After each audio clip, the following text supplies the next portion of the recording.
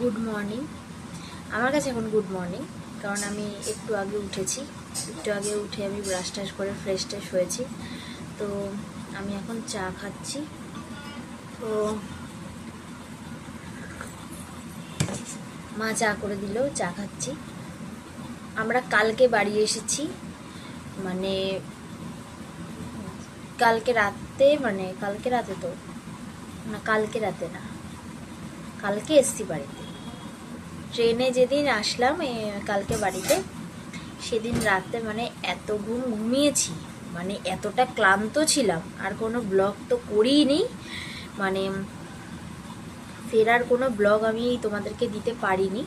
আর তার থেকেও বড় কথা, যে ব্লগ আমি করেছি, যে ব্লগগুলো আমি তোমাদের জন্য মানে রেডি করেছি, সেই ব্লগগুলো আমি আপলোডই করতে পারিনি। ওখানে এতটাই নেটওয়ার্কের প্রবলেম। আর তার থেকেও বড় কথা, যে সমুদ্রে স্নান টান করেছি, কতটা কালো হয়ে গেছে, আর ট্যান পড়েছে দেখেছো নাকের এই জায়গাটা দিয়ে।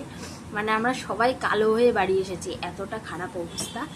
আর তার থেকেও বড় কথা, আমরা পুরীতে গেছি, জগন্নাথ দেবের তো দর্শন পাইনি, ভোগটা পেয়েছি, অনেকটা ভোগ পেয়েছি, প্রসাদ পেয়েছি। পান্ডার কাছে আমরা সব টাকা ধরে দিয়ে দিয়েছিলাম, তো তার জন্য আমরা ভোগটা পেয়েছি। কপালটা ভালো। কিন্তু তার থেকেও বড় কথা, দর্শনটা করতে পারিনি। মানে দর্শন করতে পারিনি মানে কি, ভেবো না যে যাইনি, অবশ্যই গেছি। মানে এতটাই ভিড় ছিল, এতটাই ঠেলাঠেলি ছিল, আমার মার তো মানে সেই চাপাচাপিতে পায়ে একদম ফুলে ঢোল এরকম অবস্থা। আর আমার একদম বুকে চাপ লেগেছে, মানে কি বলবো, কিছু বলার নেই। আর প্রচণ্ড মানে গা হাত পা ব্যথা, এতটাই ভিড়। মানে এর আগে যখন 6-9 বছর যখন আমরা পুরীতে গেছিলাম, তখন তো আমার বিয়ে হয়নি। তো গা হাত পা প্রচণ্ড ব্যথা ছিল, তো ক্যামেরাটা অফ করতে আমি বাধ্য হয়েছি, কারণ মার সাথে হাসাহাসি হয়ে গেছিল একটু। তো তো চলো চা খেয়ে নিই। তো আজকে আবার বৌদি, দাদা, মানে আমার দাদার ছেলে, এরা 3জন যাচ্ছে দীঘা। আমরা এসছি পুরী থেকে কালকে, আর ওরা যাচ্ছে আজকে দীঘা। ওর ছেলে বায়না করছিল বলে যাচ্ছে। তো যদি যাওয়ার সময় দেখা হয়, তাহলে অবশ্যই তোমাদের সাথে তোমাদেরকে দেখাবো যে ওরা কখন যাচ্ছে। তো চলো এখন চাটা খেয়ে নিই। মা আজকে কী কী রান্না করেছে অবশ্যই তোমাদের সাথে শেয়ার করব। ও ঘুম থেকে উঠে গেছে, ও আজকে বাড়ি চলে যাবে আমাকে রেখে। আমি একদম ডিরেক্ট ওখান থেকে, মানে পুরী থেকে ডিরেক্ট আমি এখানে নেমেছি, আমার বাবার বাড়িতে নেমেছি, কারণ আমার একটু রেস্টের প্রয়োজন, তার জন্য আমি এসেছি এখানে। তো আবার ডাক্তার দেখাতে যাব কিছুদিন পরে আর কি। আমি যে ডাক্তারকে দেখিয়েছিলাম আর কি, কাঁচরাপাড়া না, কল্যাণীতে দেখিয়েছিলাম, খুব ভালো ডাক্তার, ওনার কাছে আমি আবার যাব। তো দেখি ডাক্তার কি বলে, তো তারপর একটা ডিসিশনে আসা যাবে। তো চলো এখন চা খেয়ে নিই, আজকেও চলে যাবে। তো তারপরে আবার পরে দেখা হচ্ছে তোমাদের সাথে। এখন সকালবেলা আলুর চোখা মাখা হচ্ছে। মা বললো আলু সেদ্ধটা মাখ, আমার আলু সেদ্ধ নাকি মাখা ভালো হয়। তো একটু গরম আছে, আস্তে আস্তে মাখবো। আমার জানো তো আলু সেদ্ধ, মানে আলুর চোখা দিয়ে ভাত খেতে ভীষণ ভালো লাগে। আলুর চোখা, ঘি, তোমাদের কেমন লাগে একটু কমেন্টে জানিও তো। আমার কিন্তু দারুণ লাগে। আর আমার বাবার বাড়িতে মানে সকালবেলা আলুর চোখা হবে না, এটা কোনো দিন যাবে না এরকম। মানে আলুর চোখা আমার ফেভারিট, হবেই, দারুণ লাগে আমার। তো চলো আলুর চোখাটা মেখে নিই, আবার খাওয়ার সময় তোমাদেরকে দেখা হচ্ছে। মা আজকে কী কী রান্না করেছে সেগুলো তোমাদেরকে দেখাবো। উপরে ঘরে এসেছি। উপরে ঘরে এসে মানে আমাদের যেহেতু উপরে এসি আছে, মানে কালকে অতিরিক্ত গরম পড়েছে, সেহেতু আমাদের মাটিতেও বিছানা হয়েছিল, দেন বিছানাতেও বিছানা হয়েছিল, মানে খাটেও বিছানা হয়েছিল। তো খাটে শুয়েছিল পলাশ, আমার বাবা, সানা, আর মাটিতে আমি আর মা শুয়েছিলাম, মানে ঘুমিয়েছিলাম রাতে। তো ওইগুলো বিছানা তুলে সব ঠিকঠাক করে রাখলাম।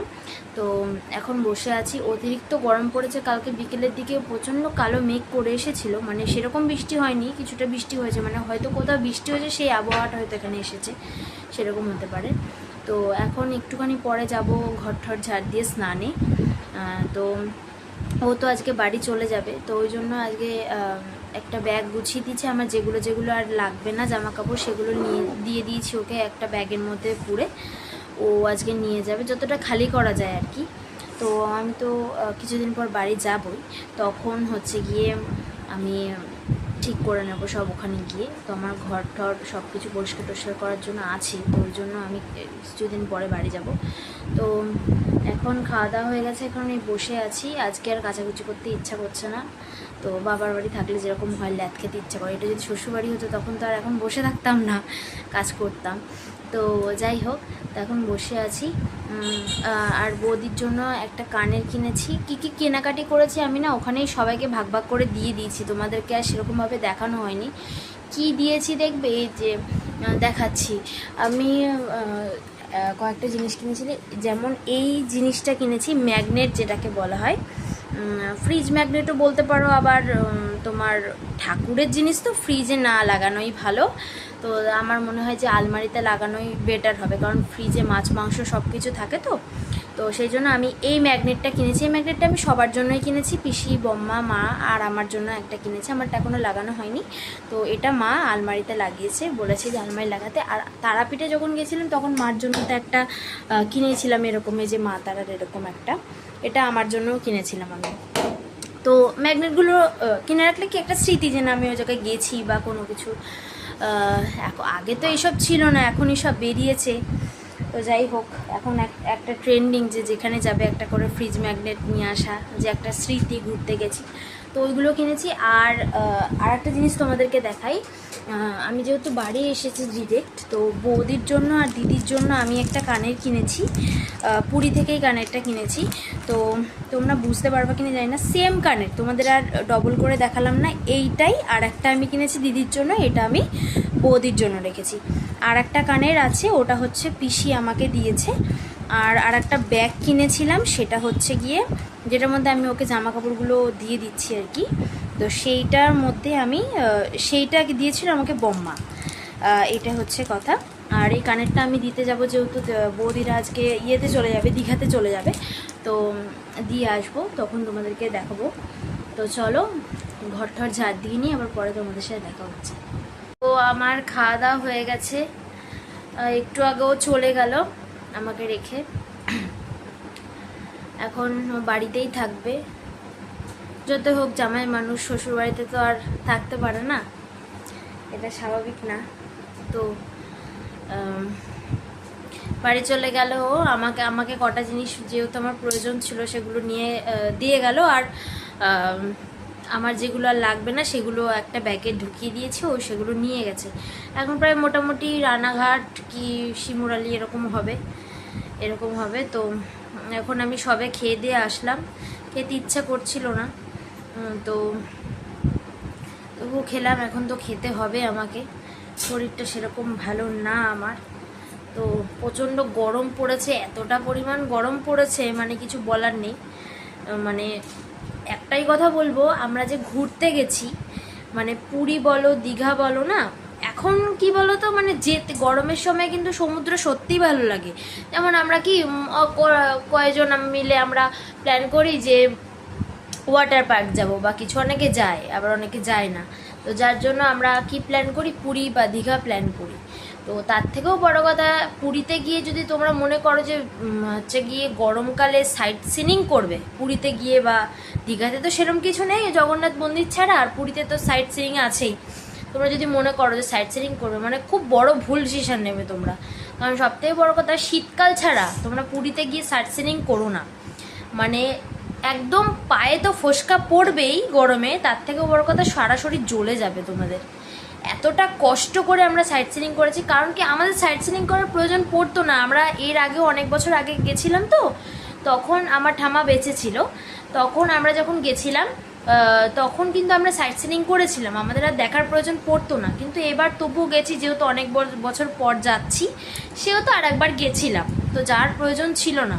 তার থেকেও বড় কথা, মেন কথা কি, মানে আমাদের যে বাস ভাড়া করেছিল এসি বাস, তো সেখানে কিন্তু আমাদের টোটালি টাকা পেমেন্ট করা হয়ে গেছিলো। তো তার থেকেও সেটার পরে তোমার বাস থেকে বললো আমাদেরকে যে নাকি গাইড লাগবে, গাইডের জন্য নাকি পয়সা লাগবে, তাই এক্সট্রা তার জন্য পেমেন্ট করতে হলো, মানে জোর জবরদস্তি, তোমাকে মানে গাইড নিতেই হবে, এইরকম একটা জোর জবরদস্তি। তার জন্য তো অনেক ঝামেলা হয়ে গেল। বাস থেকে সবাই মানে ভেবেছিল যে মানে প্রত্যেকটা মানে প্যাসেঞ্জার সবাই ভেবেছিল যে নেমে যাবে, কিন্তু তার হলো না। লাস্টে সেই টাকা দিয়েই আমাদেরকে দেখতে হলো, মানে গাইড নিয়ে, মানে গাইড নেব না তবুও জোর করে। তো যাই হোক, মানে পুরোটাই বলতে গেলে এখন চিটিংবাজি হয়ে গেছে, এরকম একটা ব্যাপার। তো যাই হোক, এটা এইটুকুনি অ্যাডভাইস দেওয়ার মতন হয়তো তোমাদের কাজে লাগতে পারে, এটুকুই বলবো। তো তো তোমাদের ডিসিশান, তোমরা কবে যাবে কি না যাবে, তোমরা নিশ্চয়ই ঠিক মনে করেই। এবার কি বলো তো, আমরা গেছি, আমাদের এখন গরম, ভীষণ গরম পড়েছে বলে আমরা সমুদ্রের জন্য গেছি, এটা আলাদা ব্যাপার, সবাই যেতেই পারে। কারণ কি এখন বাচ্চাদের স্কুলের ছুটিও পড়ছে, অনেক স্কুলের ছুটি, যেহেতু গরমের ছুটি সেজন্য সবাই যেতেও চাইছে। তো কোনো ব্যাপার না, যাওয়া যায়, কিন্তু সাইট সিনিংটা ভুলেও তোমরা গরমে করো না, মানে তোমাদের শরীর একদম খারাপ হয়ে যাবে। আমার তো পরের দিনই কি শরীর খারাপ, মানে প্রচণ্ড পরিমাণে শরীর খারাপ, আর আমি কিছু বললাম না। তো যাই হোক, এখন খাওয়া দাওয়া হয়ে গেছে, এখন ঘুমোবো। কারেন্ট গেছিলো, আমাদের তো ইনভার্টার আছে বলে বোঝা যায় না, তো এসিটা চালিয়েছিলাম, ফট করে বন্ধ হয়ে গেছে। তো এখন এসিটা চালিয়ে শোবো, একদম শরীরটা ভালো লাগছে না। ও তো অনেকক্ষণ আগে বেরিয়ে গেছে, ওকে ফোন করব, দেখি ও কোন স্টেশনে এখন। তো যাই হোক, তো চলো আবার বিকেলবেলা দেখা হচ্ছে, টাটা। তো আমি ঘুম থেকে উঠে পড়েছি, ভীষণ ক্লান্ত লাগছিল। ঘুম থেকে উঠে একটুখানি ছাদে গেছিলাম, তারপরে তো ঘুম থেকে উঠেই দেখি মা একদম দুধ চা কড়া করে নিয়ে চলে এসেছে, একদম মুখের সামনে দিয়ে দিয়েছে। দেখো, তো ছাদে গেছিলাম, এখানে দেখো ছাদে উঠেই দেখছি মা ঠাকুরের বাসন মাজছে। মা সকালবেলাতেও বাসন মেজে রাখে ঠাকুরের, ছাদেই মাজে মা ঠাকুরের বাসন, আর বিকেলবেলাতেও ছাদেই মাজে, কারণ ছাদে আমাদের আলাদা কল রয়েছে। আর এখানে দেখো মা পেঁপে গাছ লাগিয়েছে, আর এই ফুলটার নাম আমি ঠিক বলতে পারবো না, আর এটা তো নয়নতারা মনে হয়। তো এই গাছগুলো না অনেক মরে মরে গেছে, কেন কি কয়েকদিন থাকা হয়নি তো বাড়িতে, আর মা ধরো জলও দিতে পারিনি, ওই জন্য আর কি। আর দেখো আকাশটা কত ভালো লাগছে, জন্য একটা ক্লিপ নিয়েছিলাম তোমাদের জন্য, বেশ ভালো লাগছিল ছাদে। এখনো ছাদেই আছি। আকাশটা দেখে মনে হলো কি যে হয়তো খুব হাওয়া দিচ্ছে, বা ছাদে গিয়ে একটু আরাম পাবো, যে হাওয়া ঠাওয়া দিচ্ছে বা কিছু। তোমরা দেখলে বুঝতে পারবে, একটা গাছের পাতা নড়ছে না, মানে কোথাও গিয়ে শান্তি নেই, এত গরম। ছাদের উপর বসে আছি, কি করব, ঘরেও যেতে ইচ্ছা করছে না, উপরে এসে বসে আছি, গরমও লাগছে,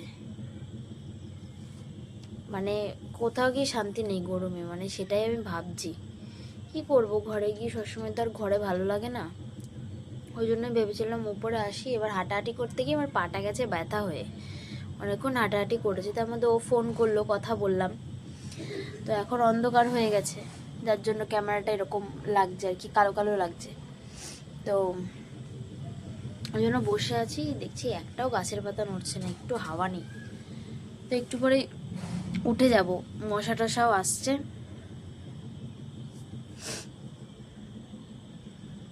কাদের কাদের ওখানে ঝড় বৃষ্টি হচ্ছে একটুখানি কমেন্ট করে জানিও তো। আমাদের এদিকে কালকে তো এমন মানে ভাব করলো আকাশ, যেন মনে হয় একেবারে আছড়ে পড়ছে বৃষ্টি, এরকম মনে হলো। তো তো তারপরে সন্ধ্যাবেলা ঘরে এসে ভাবছিলাম যে কি খাবো, খুব খিদে পেয়েছিলো, তাই মা এক গ্লাস দুধ দিচ্ছিল। দুধ খেতে ভালো লাগে না, তবু এই সময়টা খেতে হবে। নাইট সবাইকে, কারণ এখন খাওয়া হয়ে গেছে, খাওয়ার সময় আর কোনো ভিডিও করিনি, খাওয়া হয়ে গেছে। আমার না গুঁড়ো সিঁদুর পরলে এই জায়গাটা চুলকায়। তো খাওয়া দাওয়া হয়ে গেছে, রাতে চিকেন দিয়েই ভাত খেয়েছি। আর হচ্ছে ওর সাথে কথাটা তো হলো, গোপালকে খেতে দেয়া হয়নি, আমি বাড়ি নেই মানে কিছু হবে না। তো যাই হোক, কালকে থেকে হয়তো দেবে।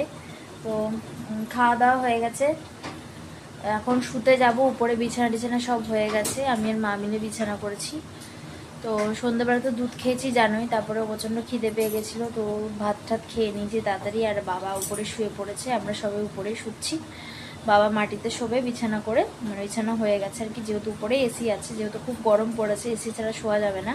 আর খাটে মা, আমি আর সানা শোবো, আর ও তো বাড়ি চলে গেছে, তোমরা তো জানো। তো ব্লগটা কেমন লাগলো অবশ্যই কমেন্ট করে জানিও, আরও ভালো ভালো ব্লগ আসবে যদি আমি সুস্থ থাকি। তো তো যাই হোক, তো চলো আবার পরের ব্লগে দেখা হচ্ছে। তো লাইক কমেন্ট সাবস্ক্রাইব করে দিও। তো ব্লগটা কেমন লাগলো অবশ্যই কমেন্ট করে জানিও। আর তোমরা কমেন্ট করো আর সাবস্ক্রাইব প্লিজ করো, নাহলে আমার পাশে কে দাঁড়াবে বলো, পাশে তো থাকতে হবে। তো যাই হোক, তো চলো এখন গুড নাইট, টাটা।